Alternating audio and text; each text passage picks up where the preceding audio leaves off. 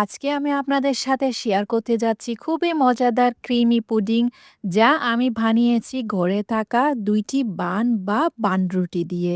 ঘরে থাকা বানরুটি দিয়ে এমন যে সুন্দর ক্রিমি পুডিং তৈরি করা যায়, যা না বানালে আপনারা কিছুতেই বুঝতে পারবেন না।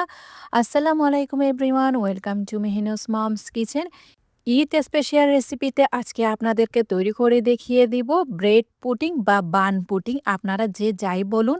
গড়ে থাকা কয়েক টুকরা পাউরুটি বা বানরুটি দিয়ে আপনারা সহজে এরকম ক্রিমি পুডিং তৈরি করে নিতে পারবেন একদম সহজেই। পুডিং সেট করার জন্য যে পাত্রে আমি বসাবো ওই পাত্রটা নিয়ে নিলাম, চুলার মধ্যে বসিয়ে দিয়েছি, 1/4 কাপ চিনি দিয়ে দিলাম। চুলার আঁচ লোতে রেখে চিনি মেল্ট হওয়া পর্যন্ত আমি অপেক্ষা করছি।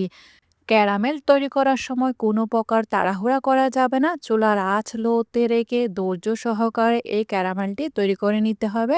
দেখতেই পাচ্ছেন আমি ক্যারামেলটা কিভাবে তৈরি করে নিচ্ছি। চিনি গলে গিয়ে যখন ক্যারামেলের কালারটি সুন্দরভাবে চলে আসবে, তখন চুলাটি বন্ধ করে দিতে হবে। বেশি কালার করা যাবে না, না হলে তেতো ভাব হয়ে আসবে। ক্যারামেল পড়ে গিয়ে তেতো ভাব হয়ে আসলে পুডিং আর ভালো লাগবে না। চুলায় আরেকটি পাত্র বসিয়ে আমি ৩ কাপ তরল দুধ দিয়ে দিয়েছি। ৩ কাপ তরল দুধ দিয়ে দেওয়ার পর চুলা আমি অন করে দিয়েছি। এর মধ্যে আমি ২টি বানরুটি দিয়ে দিলাম, মিডিয়াম সাইজের ২টি বানরুটি নিয়ে নিলাম। এর মধ্যে 1/4 কাপ চিনি দিয়ে দিলাম। চিনিটি দিয়ে দেওয়ার পর 1/4 টিস্পুন সামান্য পরিমাণ ১ চিমটি পরিমাণে আমি লবণ দিয়ে দিয়েছি। হাফ কাপ আমি কনডেন্স মিল্ক দিয়ে দিলাম। মিষ্টিটা আপনারা আপনাদের প্রয়োজন অনুযায়ী বা স্বাদ অনুযায়ী দিয়ে দিবেন। তারপর এর মধ্যে আমি স্বাদটি আরও বাড়ানোর জন্য দিয়ে দিলাম 1/4 কাপ গুঁড়া দুধ। গুঁড়া দুধ দিয়ে দেওয়ার পর এবার এগুলাকে সবগুলাকে ভালো করে মিশিয়ে নিতে হবে দুধের সাথে। এই পর্যায়ে আমি চুলা বন্ধ করে দিয়েছি। চুলা বন্ধ করে দিয়ে এই বানরুটিটাকে ভালো করে মিশিয়ে নিতে হবে। যেহেতু দুধ গরম অবস্থায় আছে, বানরুটি সহজেই মিশে যাবে। এগুলাকে আমি পুরোপুরি ঠান্ডা করে নিয়েছি। পুরোপুরি ঠান্ডা হওয়ার পর দেখতেই পাচ্ছেন, খেয়াল রাখতে হবে ডিম মিশানোর আগে এই দুধটাকে ভালো করে ঠান্ডা করে নিতে হবে। 1 টিস্পুন আমি ভ্যানিলা এক্সট্রাক্ট বা ভ্যানিলা এসেন্স দিয়ে দিলাম। ৪টি মতো আমি ডিম দিয়ে দিয়েছি। ডিমটি দেওয়ার আগে অবশ্যই এই দুধটাকে একদম পুরোপুরি ঠান্ডা করে নিতে হবে, না হলে ডিম সেদ্ধ হয়ে যাবে।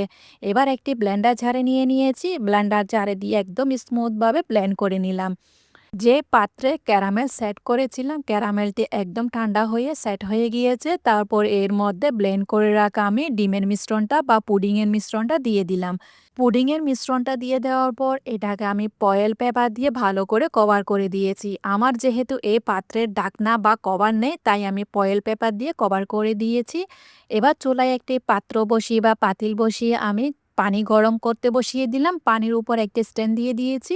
তারপর পুডিংয়ের পাত্রটা দরে বসিয়ে দিলাম। এভাবে ঢাকনা দিয়ে আমি একদম ভাপে দিব প্রায় ৩০ থেকে ৩৫ মিনিটের জন্য। ৩০ মিনিট পর ঢাকনা উঠিয়ে একবার চেক করে দেখবেন টুথপিকের সাহায্যে। যদি দেখছেন বসেনি পুডিংটা, তাহলে আর একটু ভাপে দিবেন ১০ থেকে ১৫ মিনিটের জন্য। আমার পুডিংটি একটু যেহেতু মোটা হয়েছে, তাই পুডিংটি ভাপে দিয়ে বা সেদ্ধ হতে একটু সময় লেগেছে। আমার প্রায় ৪০ মিনিটের মতো সময় লেগেছে। আমার পুডিংটি হওয়ার পর এটাকে আমি ফ্রিজে রেখে পুরোপুরি ঠান্ডা করে নিয়েছি। মাশাআল্লাহ! পুডিংটি দেখতে যেমন সুন্দর হয়েছে, খেতে হয়েছে একদম স্মুথ, মুখে দিলে মিলিয়ে যাবে। আর আমার রেসিপি যদি আপনাদের কাছে ভালো লেগে থাকে, তাহলে ফ্রেন্ডস অ্যান্ড ফ্যামিলির সাথে অবশ্যই শেয়ার করবেন। লাইক, কমেন্ট, সাবস্ক্রাইব করতে একদমই ভুলবেন না। আমি পুডিংটি আপনাদেরকে কেটে দেখিয়ে দিচ্ছি। আসছে এবার ঈদে অবশ্যই এই ডেজার্টটি আপনারা আপনাদের নাস্তার টেবিলে রাখতে পারেন।